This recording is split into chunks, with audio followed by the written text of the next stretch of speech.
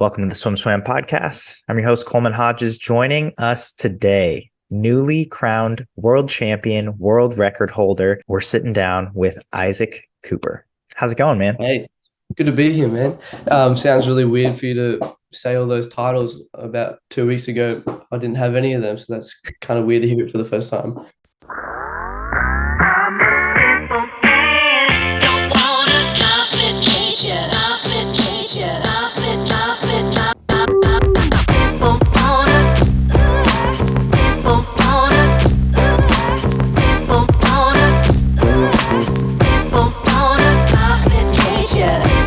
Short course world champs just wrapped up. It was a home meet for you in Melbourne. How are you feeling just coming down from that meet and kind of having a couple days for everything to settle in? Yeah, it's pretty wild. It was probably one of the most successful swim meets I've ever had in my career. And I don't feel like any different because of it. It doesn't even feel like it's really happened. Um, I was I was honestly just glad that I was able to get up and race to my best of my ability after the big year that I've had. And so now I'm just back home with family. And I think that's good coming back to where I grew up as well. Yeah. um, so let's take that back a little bit. Heading into this meet, did you have goals or certain expectations you were trying to hit for yourself? I sort of sat down with my squad mates and I said, I'd done time trials, which had been faster than what I'd done in my previous competitions. I thought if I can hit this time, so I was like, for 100 backstroke, I thought if I could go a 49.8, I'd be pretty happy. I thought for the 50 backstroke, if I could go 22.7, I'd be pretty happy with that as well. So I sort of had a little bit of an idea about what time I was going to swim, but I've always focused more on the execution than the times. And I had no idea what the competition was going to be like this year. And it ended up being way quicker than I thought it was going to be. So I just sort of going into it, I just thought if I can sort of do what I've been doing in training all the time, like focus on my execution, my starts, my underwaters, then we'll just sort of see what the results are and whatever they are, I'll be happy with that. Yeah. So I'm going to get to the 50 back because I want to kind of get to that individually. But the first half of the meet, kind of leading up to that event, where would you say you were in terms just mentally and in terms of hitting your races? Because you won 2 or 3 medals up to that point, I think. Yeah. I think it's really interesting that you bring up like how I felt mentally, because I think leading into the competition, I didn't feel a lot of pressure from other people, but I felt that I had created a really high pressure environment for myself. I felt because this was my first Australian team since all the drama happened overseas, and I was feeling pretty uncomfortable to get back on the team. And I felt like I needed to prove myself. And so I would be in the marshalling room and I'd be listening to music that would just get me like angry and get me fired up. And I felt like while it was good because when you get angry, you can produce a lot of energy and you can often go numb. I feel like it also wasn't swimming for the right reasons. And so sort of leading into the competition with my 100 backstroke, we had the 4x50 freestyle as well. I was like, I felt like a bull. Like I was just wanting to race as fast as I could, go all out. Um, and so I think the 50 backstroke after everything, like that was a really weird race, but it also gave me a really new perspective, which I appreciated. I mean, tell me a little bit more about that because obviously we saw it unfold from our side. There was the starting error. You hit the 22.4 and the 50, which would have been a new best time, world junior record, Oceanian record, world champion. And then you do the reswim. Murphy comes out on top of that.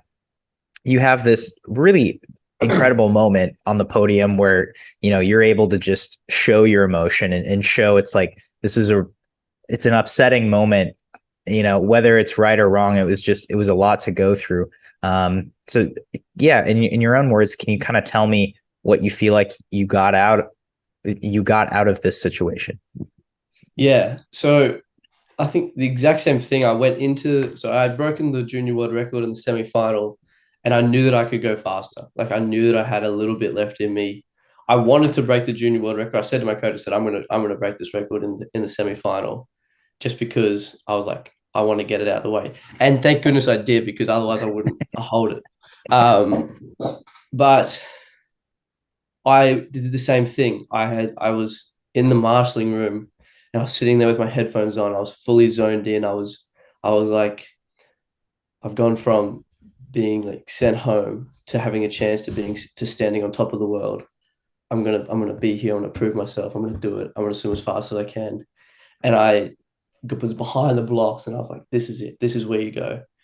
And I did. I mean, I went 22:49. The time was there. It was fully recorded. But as I started, I heard the second buzzer go off. But I've also never heard that sound before. And so, in like the split second that I pushed off before I entered the water, I thought they'll drop the 15-meter rope if there's an issue. And I then did my underwaters, broke out, and didn't hit the rope. And so I thought it's fine. And so I then did my full race. I touched the wall, saw that it was a junior record, new Commonwealth record. And I was like, why is it quiet? Why is nobody cheering? And then they said that we have to re-swim, and I was so upset. You can't really tell, but I was so upset. And I got out. My coach came up to me, like head coach, the coach who was there, the media guys, everyone was coming up to me and trying to say, "You got this, you got this." And I just wasn't talking. I was like, I need to stay in this zone that I've managed to get into for the next hour. And then going into the second race, I was even more angry. Like I was like, I keep on getting knocked down. I have to be able to prove myself here. I have to be able to do it. And I wasn't able to do it. I wasn't able to swim quite as fast as I could. But to be honest, like when I 22:7, I'm not known as someone who can do two races really quickly. I do one race and then throw up, and then I take a day to recover. So I was actually really happy with that time. But, you know, I hopped out, didn't do any media, just walked away. My coach came up, said, "Talk to me." I said, I don't want to talk." And I started swimming down before the medal presentation. I just started crying. I just couldn't. I started drowning really, because I started crying while I was swimming. I started swallowing water. So I was just laying on my back crying. And then I was like, "All right, you got a medal ceremony. You got to pull it together." And I was plain faced, still wasn't talking to anyone. Sat behind. I was sitting like where you wait to get the medals, and my coach FaceTimed me. And I called and I answered it, and I could just see that he was crying, and I just couldn't do it. I couldn't hold on. I started crying there in front of everyone, and that was a really tough moment there.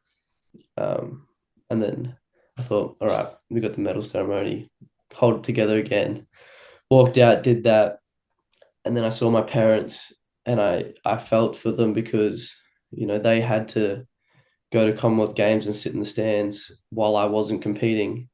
And part of the reason I was competing was for them. And I went up to them, and gave them a hug, and they just sort of said, "Hold it together." And from them saying, "Hold it together," I couldn't hold it together. And that's where they got the gross photo of me crying as I was walking across the pool. But if you watch the footage back, you'll also see I sort of have a little smile towards the end, because the crowd was so supportive and cheering. Um, and that was a really tough night. I just didn't talk to anyone at all. Um, I'll just keep on going about this, but I didn't really talk to anyone at all. Um, and I went back to the room, and I was rooming with Kyle, and I just was devastated. Like I wasn't angry anymore. I wasn't mad at an official. I wasn't mad at Ryan, and I actually had so much respect towards Ryan, because before this I hadn't really ever spoken to him, but he showed so much support and showed true sportsmanship, and that was incredible to me. Um, but I then went to bed. I could barely sleep. I was just so upset. And then the next morning I woke up and I was still upset. I went and sat down, had breakfast by myself. I didn't want to compete. I knew I had to do two more races that day for the relay. I didn't want to do it. Like I actually wanted to go home. Um, and I just went into the team room, and I still wasn't talking to anyone. Everyone was coming up to me, but I didn't want to talk to anyone. And I don't know what I did. It was really strange, but there was a big speaker in the corner, and I didn't say anything. I just went up, connected to the speaker, and started playing some of my music, and I just switched, completely switched. I just somehow pushed all of the previous night away and said, I have got two more races, two more events, probably four more races. I need to swim for my country, for my family, for myself. I need to be able to put all this behind me. And I just switched. And it was so weird because I didn't know that. I said to Kyle afterwards, I think there's something, yeah, I think there's something wrong with me because I'm processing this way too well. But then leading into the rest of the competition, I was I was happy. I was really happy. I thought I don't really need to put any pressure on myself because I was putting more pressure on the individuals. Now I just have to swim for my team. And if you look at my last race was actually my fastest one. And it was a PB in the 100 backstroke. I couldn't believe it. I've been feeling horrendous. I was so exhausted. And so I was just really glad that I was able to pull myself from this angry, resentful, vengeful state to them being knocked down and being so devastated by this race that I didn't even know could happen, to then being able to bring myself up and then race not for myself but for everyone around me, and that ended up bringing the team a world record. And so yeah, it was a real emotional roller coaster.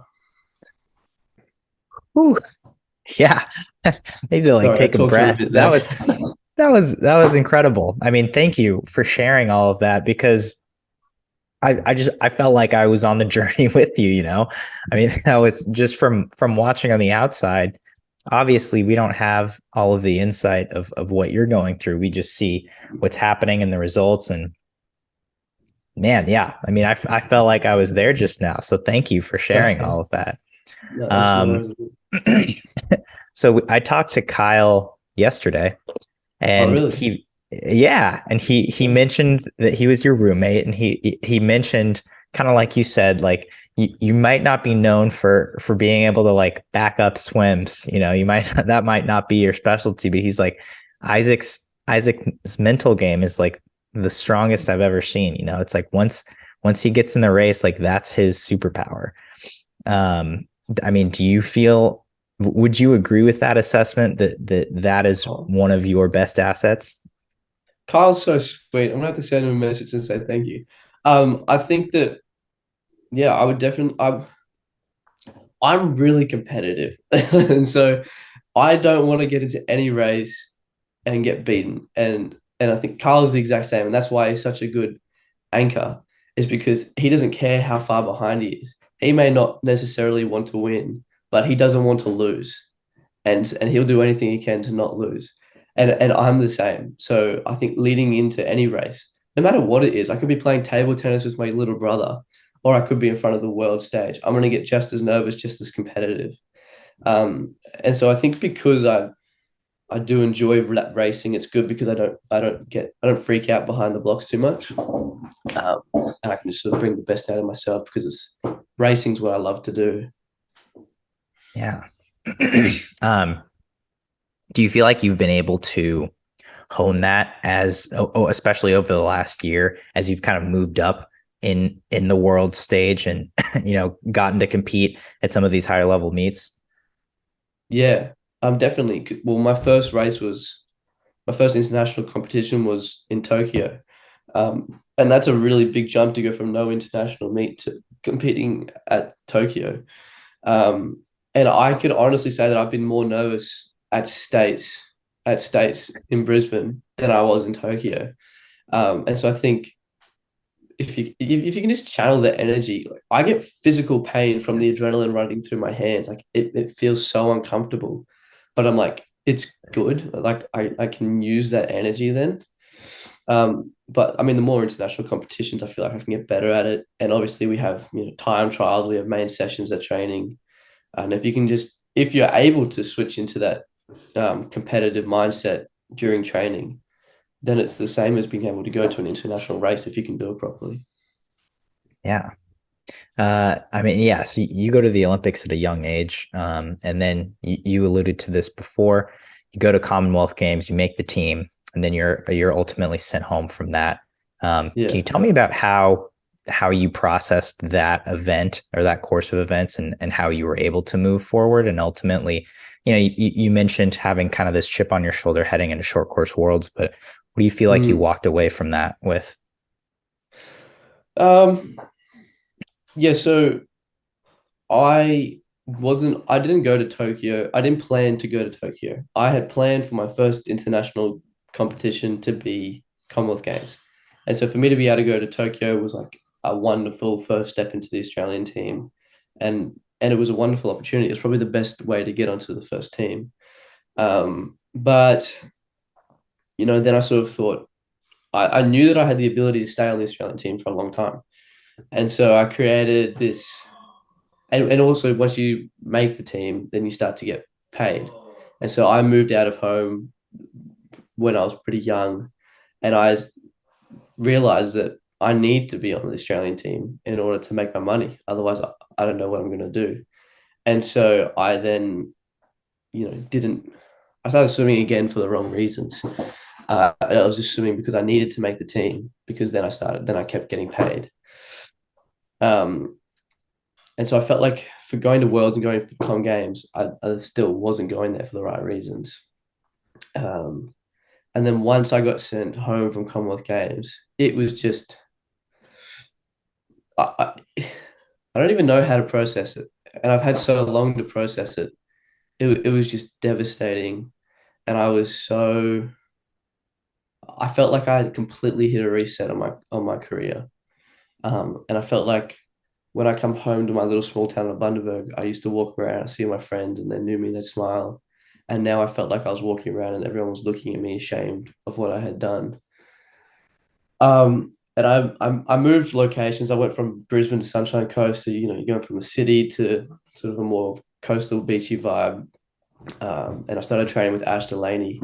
And Ash Delaney, but for Mitch Larkham, would have been the best backstroker Australia's ever had.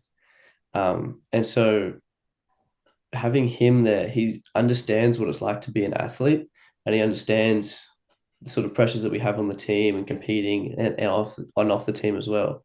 And now he's also a coach, so he understands how to be an athlete, how to be a person, how to be a coach, and he can just sort of give a really well-rounded view.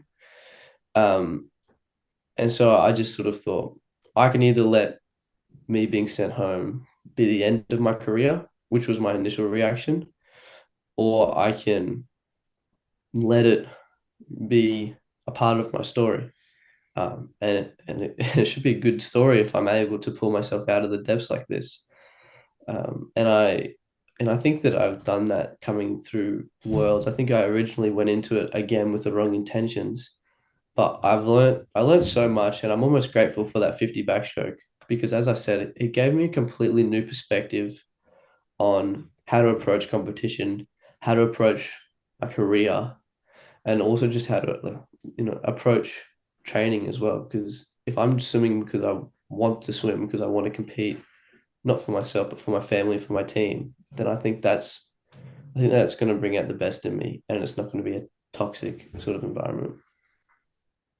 Absolutely. Uh, did you make the move to the Sunshine Coast after the Commonwealth Games incident? Yeah. So my old coach was overseas with me, and when he Mm. found out that I was being sent home, he said that he felt like he had done all he could do for me, and he recommended that I move squads. Um, and I spoke to the head coach of Queensland um, and Swimming Australia, and I just sort of was like, these are some of the places that I think that I could go. What do you think? And none of them were St Andrews, which is where I currently swim. I just went there because Kyle was going there for a training camp, and Kyle said, "Do you want to join me?" And I just went there and I just fell in love with it. I just thought this has so much more to offer than these massive hubs, just because it's so like Ash knows what he's talking about way more than any coach I've seen before. And so I thought I don't want to miss out on this opportunity. It may not be the greatest facilities, but the facilities can develop. Whereas this coach is here and he's going to be good and he's always going to be good. I'm going to make this decision. That's great. So what? What is it that stands out to you about Ash's coaching style, and that training group at St. Andrews? What works for you? Look, it's not, I wouldn't say it's insanely different, but I think things that stand out from my previous coach to Ash is if I do, say I'm doing 415s underwater, max effort breakout, just working on the skills. Ash will be able to look at it and know that realistically over four you can't do max. You can't do four max. You're going to start to die. You're going to have to pace it. And he's able to look at the technique and he's going to say, I've done this technique before. I've done this sort of swimming before. These are sort of the cues that I used as an athlete. Maybe they'll work for you. And while Damo knew the technique, he didn't always know how to get it across. Whereas Ash has done it, like he's actually learned how to do it himself, and he knows the cues and can then give the cues in order to work through these 15s and work through these breakouts, like raise your right shoulder or keep you lift your hips up or something like that. It's not just you need to have a better breakout. He understands it from an athlete's perspective. What is the squad like there? Do you have a big training group, or is it just you and a few other people? So there were probably 12 people when I first went there, and then a couple of people left. We've had Benny Hance and Ruby Storm come in. They're both para world record holders, and so it's great to sort of have these guys come in and train with us. But it's just everyone there. I'm probably youngest in the squad, but for two people. But everyone there is there because they enjoy swimming. They want to swim. They're not there because they have to make an Australian team. They're not there because they have to get an international medal. They're just there because they want to swim. And these guys are great trainers as well. I mean, Jez Gorman, one of the freestyler I train with, he beats me in training all the time. And so it's awesome to be able to train with him and have someone to race against. And Lewis Blackburn, who's the backstroker there, he matches me for backstroke in training all the time. And so it's not, they're not really well-known athletes, but these guys can train the house down. And so they'll bring out the best in me competitively in the pool, but also out of the pool. They're just, great to hang around, good vibes. And, I think that's what I need. Yeah. What you kind of alluded to it earlier with your example of 415s, but what would you say your style of training is, or how do you train? I think at the moment I don't really. I after Com Games I was probably 72 kilos, and I lose a lot of weight in competition as well because I'm throwing up. I feel sick. There's all this stuff going on. I just don't eat a lot, and so I'd go into competitions at like 75 kilos, and then come out at about 72, 71. And so we need to put some muscle on you and then teach you how to hold it. And so I just went on a really big bulking season, and I love it. I love doing gym, so I'm all for it. And I hit 81.5 kilos probably 2 weeks out from Worlds, and I managed to hold around. I've been about 78 throughout the whole competition. But we just, when I was younger, I used to do 8K sessions. I used to do 8K sessions, no gym at all. And then I went to Toowoomba Grammar School, and I just did 8 gym sessions and 3 swim sessions. And now we sort of have found the balance. It was just trying to get huge. But now I've found the balance. I do about 3 gym sessions. We don't do a lot of kilometers. But for me, I'm very much a sprinter. I'm a front end speed swimmer. And so the main sets that we do are mostly just front end speed. Because if I can learn how to do the front end speed easier, then the back end speed will just come naturally from all the aerobic training that we've been doing. Mm-hmm. Nice. I mean, that sounds like a good deal. And then in terms of just living in the Sunshine Coast, how do you like it compared to where you were before? Yeah.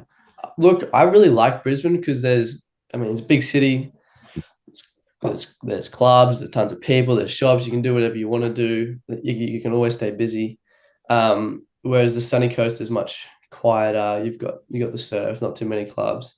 And while I do really like Brisbane, I feel like it's just not the right time for me at the moment because I could get so distracted so easily. Whereas if I come here, It's nice and quiet. It helps for recovery. If I want to go for a surf, I can just grab my board, go for a surf. It's 5 minutes down the road. And that's, you know, as I like to say, it's a little bit of my training if I'm going surfing, building that aerobic capacity. That's what, at least that's what I tell my coach. So yeah, I think it's a way better environment that can bring the best out in a professional athlete. So moving forward, by all accounts, you had this great, successful short course world championships. What's your relationship like short course compared to long course? And obviously with long course worlds coming up this summer, how do you feel about the two?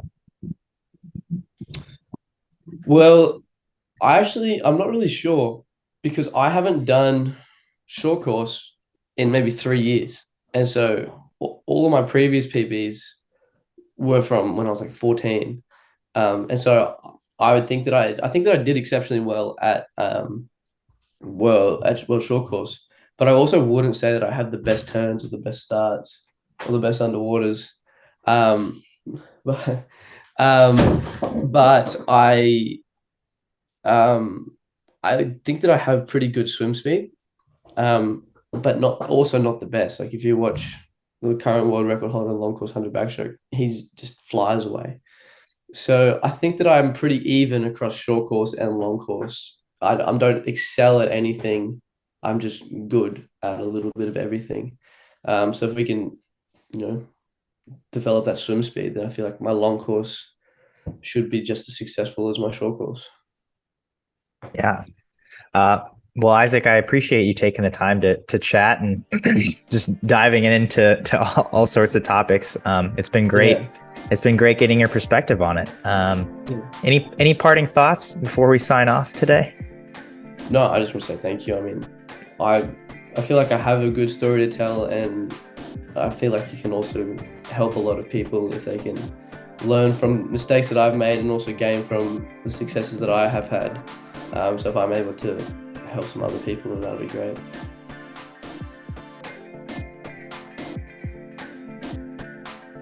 You've been listening to the Swam podcast. Stay tuned for new episodes every week. You can take Swam podcast on the go by subscribing on your favorite podcast platform. Look for links in the description below, and be sure to subscribe to our YouTube channel for more videos as well.